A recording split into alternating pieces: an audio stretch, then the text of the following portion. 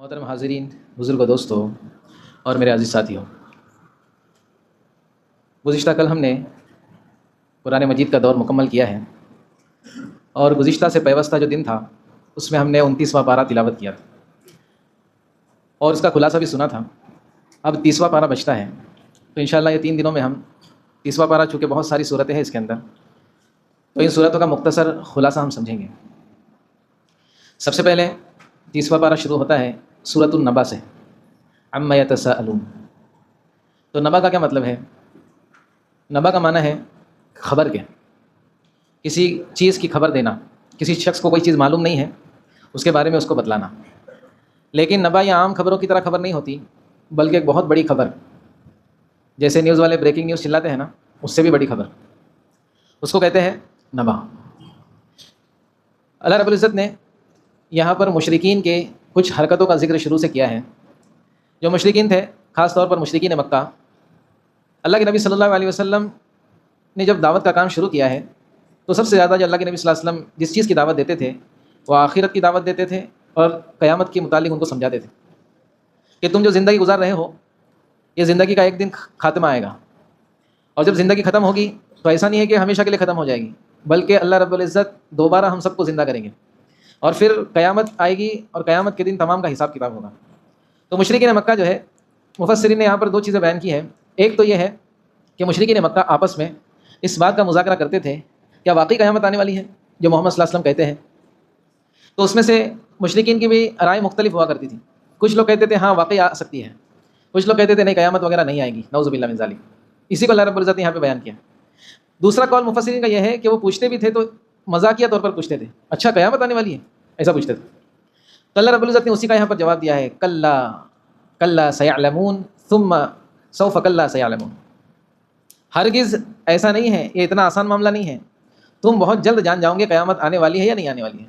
تم ابھی فی الحال اس کا مذاق اڑا لو، کوئی مسئلہ نہیں، لیکن جب قیامت اچانک میں آ جائے گی، بہت قریب ہے قیامت، دیکھتے دیکھتے آ جائے گی قیامت۔ اللہ رب العزت نے یہاں پر مشرکین کو کہا، اور ہم کو بھی یہ اللہ رب العزت نے بتلایا کہ قیامت بہت جلد آنے والی ہے۔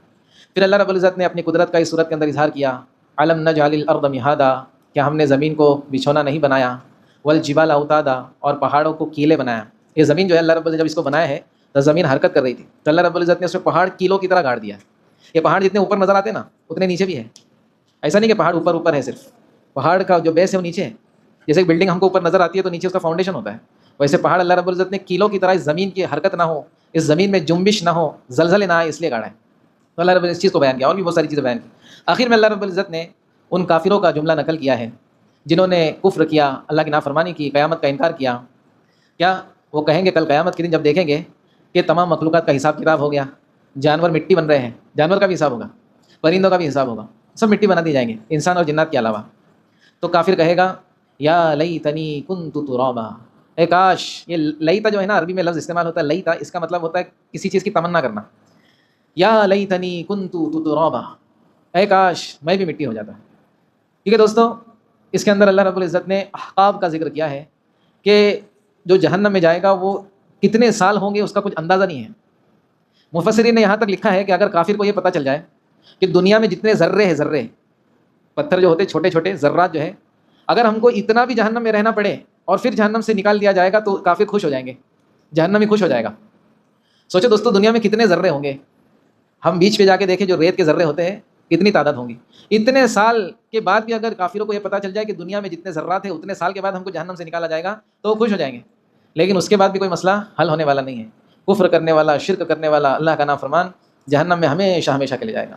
تو اس لیے کہے گا کاش میں مٹی ہو جاتا، میں بھی جانور ہوتا، کوئی گندے سے گندہ جانور ہوتا، کاش انسان نہ ہوتا اور ایسے کفر اور شرک میں مبتلا نہ ہوتا۔ اس لیے دوستو بڑے ڈرنے کی بات ہے، دنیا کی چھوٹی سی زندگی کے اندر ہم اللہ کو نہ بھولیں، اپنے دین اور ایمان کو نہ بھولیں، تو انشاءاللہ ہمارا انجام بہت اچھا ہوگا۔ تو سورہ نبا کے اندر اس چیز کا ذکر کیا گیا ہے۔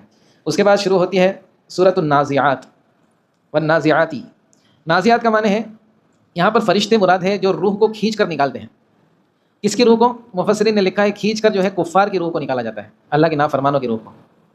والناشطات نشطا، اور ایمان والوں کی روح کو کھولا جاتا ہے، یہاں پر کھولنے کا ذکر ہے۔ جیسے مثال کے طور پر مثال دی جاتی ہے، مفسرین نے مثال بیان کی کہ ایک جگہ پر پانی بند کیا ہوا ہے، اسٹور کیا ہوا ہے اس کو، اور صرف اس کو جیسے ڈیم ہوتے ہیں اس کو کھول دیا گیا دروازے کو، تو کتنے آسانی سے باہر آ جاتا ہے پانی۔ اور ایک چیज़ کو کھینچا جا رہا ہے، ایک چیज़ کو کھینچا جا رہا ہے. تو یہاں پر بتانا مقصود یہ ہے کہ مشرکین اور کفار کی روح کو جب ان کا مرنے کا وقت ہوگا تو کھینچا جائے گا، جس کی وجہ سے ان کو بہت تکلیف ہوگی. اور مومنین کے متعلق حدیث میں بھی بات ملتی ہے، جیسے آٹے کے اندر بال ہوتا ہے اور وہ بال کو نکال دیا جاتا ہے، اتنی آسانی سے مومن کی روح نکل جائے گی انشاءاللہ. اللہ ہم سب کو اس میں شامل فرمائے. والسابحات سبحا. اب میں نے 2-3 دن پہلے بتایا تھا کہ روح جب قبض ہوتی ہے تو آسمانوں میں جو دروازے، سورہ معارج میں ہم نے اس کو سنا تھا، آسمانوں کے دروازے سے فرشتے آتے جاتے ہیں، اسی طرح روحیں بھی جاتی ہیں. تو یہاں پر بتایا جا رہا ہے کہ فرشتے جو ہے نا اتنی تیزی سے اس روح کو اللہ کی طرف لے جاتے ہیں جیسے گویا وہ تیر رہے ہو. سابحات سبحا کا مطلب تیرنے کے آتے ہیں، بہت ہے نا، بہت اسپیڈ سے جاتے ہیں. اور پھر جب اللہ رب حکم دیتے ہیں کہ فلاں جو ہے روح گندی روح ہے، بدبخت ہے، ان کو لے کر جاؤ برزخ میں، اور اسی طرح جو اچھی روح ہے اس کو بھی برزخ میں لے کر جاؤ، تو بہت تیزی کے ساتھ اللہ کے حکموں کو پورا کرتے ہیں. اسی چیز کو اس صورت کے اندر بیان کیا گیا ہے. اور بھی بڑے مضامین ہیں. آگے جو ہے سورہ عبس و تولی، سورہ عبس، یہاں پر ایک واقعے کی طرف اشارہ کیا گیا ہے.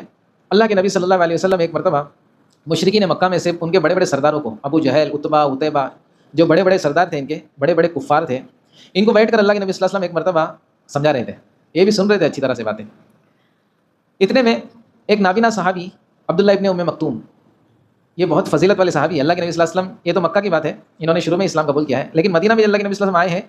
تو جب اللہ کے نبی صلی اللہ علیہ وسلم کہیں باہر ہوتے، سفر میں ہوتے، تو عبداللہ ابن ام مکتوم کو نائب بنا کر کے اللہ کے نبی جاتے تھے. جب اللہ کے نبی مدینہ میں نہیں ہوتے تھے تو یہ نماز پڑھاتے تھے. ایسی فضیلت والے صحابی ہیں، لیکن ان کی آنکھیں نہیں تھیں، نابینا تھے، ان کی آنکھوں میں روشنی نہیں تھی. یہ اللہ کے نبی صلی اللہ علیہ وسلم کے پاس آئے، ان کو نہیں معلوم تھا کہ کفار یہاں پہ بیٹھے ہوئے اللہ کے نبی کی بات سن رہے ہیں، مذاکرہ چل رہا ہے. آ کر وہ قرآن مجید کا کچھ، ان کی عادت تھی، اللہ کے نبی صلی اللہ علیہ وسلم سے بار بار آتے تھے اور قرآن مجید کے متعلق کچھ نہ کچھ پوچھتے تھے. جبھی تو اتنا بڑا مرتبہ ملا نا کہ اللہ کے نبی نہ ہو تو وہ نماز پڑھاتے تھے. تو پوچھنے لگے اللہ کے نبی صلی اللہ علیہ وسلم، ان کو نہیں پتا تھا کہ اللہ کے نبی اس مشورے میں بیٹھے، میٹنگ میں بیٹھے کفار کے ساتھ. بہرحال انہوں نے ہمیشہ کی طرح، اللہ کے نبی صلی اللہ علیہ وسلم اتنے سادے تھے کہ جو قریبی لوگ ہوا کرتے تھے اللہ کے نبی صلی اللہ علیہ وسلم بہت جو نارمل رہتے تھے وہ لوگ، تو بار بار پوچھنے لگے وہ اللہ کے نبی اس کا مطلب کیا ہے، اس کا مطلب کیا ہے. اللہ کے نبی دیکھ رہے ہیں کہ میرے سامنے مشرکین بیٹھے ہیں اور میں یہ چاہتا ہوں کہ میں ان کو قرآن سناؤں، ان کو سمجھاؤں، ان کو ہدایت مل جائے، اور یہ بار بار مجھ کو پوچھ رہے ہیں. اللہ کے نبی صلی اللہ علیہ وسلم ناگواری کا اظہار کیا، حالانکہ ان کو نظر نہیں آتا تھا. تو اللہ رب العزت کو یہاں پر یہ بتانا تھا کہ ہم کو یہ عادت پسند نہیں آئی. حالانکہ اس میں بھی اللہ کے نبی کی حکمت تھی کہ یہ جو ہے روزانہ کے آنے جانے والے ہیں، ان کو اگر اس وقت نہ بھی بتا دیا گیا تو بعد میں سن لیں گے. لیکن یہ کفار جو ہے یہ ابھی موقع ملا ہے، بعد میں ملیں گے نہیں ملیں گے کیا پتا. لیکن اللہ رب العزت یہاں پر کفار کو ذرا بھی اہمیت دینے سے منع کر رہے ہیں. عبس و تولی، ایک شخص آپ کے پاس آتا ہے تو آپ اس کو دیکھ کر کے اپنا منہ چھی جبی ہو جاتے ہیں، مطلب آپ کا جو ہے چہرے پہ غصہ آ جاتا ہے. ایسا نہیں کرنا. ان جاءہ الاعمی، آپ کے پاس ایک اندھا شخص آتا ہے جس کو پتہ نہیں تھا کہ کیا مسئلہ ہے. بہرحال اللہ رب العزت نے یہاں پر یہ بھی بتایا کہ غریب مسلمان ہو، اچھی طلب والا، سچی طلب والا ہو، وہ بہتر ہے ہزاروں کفار سے جو بہت بڑے مرتبے کے مالک ہو، ان کی کوئی اللہ کے نزدیک کوئی ویلیو نہیں ہے. ویلیو جو ایک غریب، ایک اندھے مسلمان کی ہے، اللہ کے نزدیک ہے. اس چیز کو اللہ رب العزت نے صورت میں بتلایا ہے. آگے اس میں اور بھی مضامین ہیں، جس میں آخر میں اللہ رب العزت نے یہ فرمایا کہ بھائی بھائی سے بھاگے گا قیامت کے دن، بیوی سے بھاگے گا، باپ سے بھاگے گا، ہر ایک اپنی فکر میں ہوگا کہ میرا کیا ہوگا. تو دنیا میں جو ہے دوستو ایک بہت اچھی بات ہمارے استاد بتاتے تھے کہ ایک آدمی کماتا ہے اور اس میں حلال اور حرام کی پرواہ نہیں کرتا، اور وہ سب اس لیے کرتا ہے تاکہ اس کے بچوں کی، اس کے گھر والوں کی پرورش اچھی طرح ہو جائے.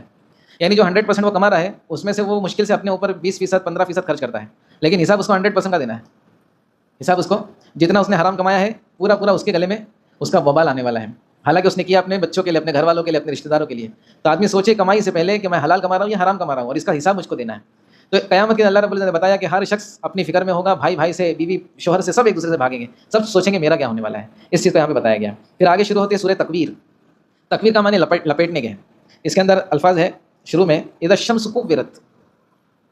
تو یہاں پر اللہ رب العزت سورت کے اندر جو قیامت کا منظر ہے اس کو کھینچ رہا ہے کہ سورج کا کیا حال ہو جائے گا، چاند کا کیا حال ہوگا، زمین کا کیا حال ہوگا، پہاڑ جو ہے روئی کی طرح اڑنے لگیں گے. اللہ رب العزت قیامت کا منظر یہاں پر کھینچ رہا ہے بہت ساری صورتوں میں تیسرے بارے میں، تاکہ ہم کو اس کا یقین آ جائے اور ہم کو بات سمجھ میں آ جائے کہ دنیا جو ہے فانی ہے، اس کی کوئی حقیقت نہیں ہے. اصل تو جو زندگی آخرت کی زندگی ہے، اور ہم کو جو کچھ کرنا ہے قیامت کو سامنے رکھتے ہوئے کرنا ہے. یوم الحساب کہتے ہیں جسے، حساب کا دن. اسی لیے اللہ رب العزت سورہ فاتحہ میں مالک یوم الدین، بار بار ہم پڑھتے ہیں کہ حساب کے دن کا جو مالک ہے وہ اللہ ہے، اس سے ڈرنا چاہیے. اسی طرح آگے جو ہے پھر سورہ انفطار شروع ہوتی ہے، اس میں بھی قیامت کا ذکر ہے. اس کے بعد سورۃ المطففین. مطففین کہتے ہیں ناپ تول میں کمی کرنے والوں کو. اللہ رب العزت نے یہاں پر بتایا کہ بڑی خرابی ہے ناپ تول میں کمی کرنے والوں کے لیے. اب ناپ تول سے ضروری نہیں ہے کہ وزن کر کے ہمارا کوئی کاروبار کہ ہم وزن کر کے دیتے ہوں.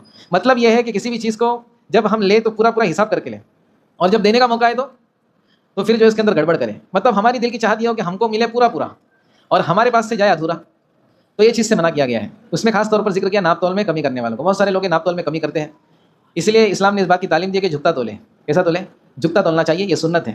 اس میں اللہ رب العزت آپ کے کاروبار میں بھی برکت دے گا، اور ہمارا جو بھی کاروبار ہے جس میں کچھ ہماری طرف سے زیادہ چلے جائے تو کوئی مسئلہ نہیں ہے، ہم کو کم آ جائے کوئی مسئلہ نہیں، یہ مومن کی شان ہونی چاہیے کہ جانے کے لیے جو ہے زیادہ چلے جائے اس کی نیت ہونی چاہیے، اور آنے کے لیے کم آئے، کسی کا زیادہ ہمارے پاس نہیں آئے، اس کو یہاں پر بتایا جا رہا ہے۔ اسی طرح سورۃ الانشقاق شروع ہوتی ہے، اس کے بھی معنی پھٹنے کے ہیں، جب اللہ رب العزت آسمانوں کو پھاڑ دے گا، یعنی قیامت کا اس میں تذکرہ کیا گیا ہے۔ آگے انشاءاللہ کل سورۃ البروج سے ہم شروع کریں گے۔ اللہ رب العزت ہم سب کو قیامت کا، آخرت کا یقین نصیب فرمائے، اور ہم سب کو ایمان کے ساتھ اعمال کو کرنے والا بنائے۔ سبحان اللہ بحمدہ، سبحان اللہ الحمد للہ، اشہد ان لا الہ الا اللہ۔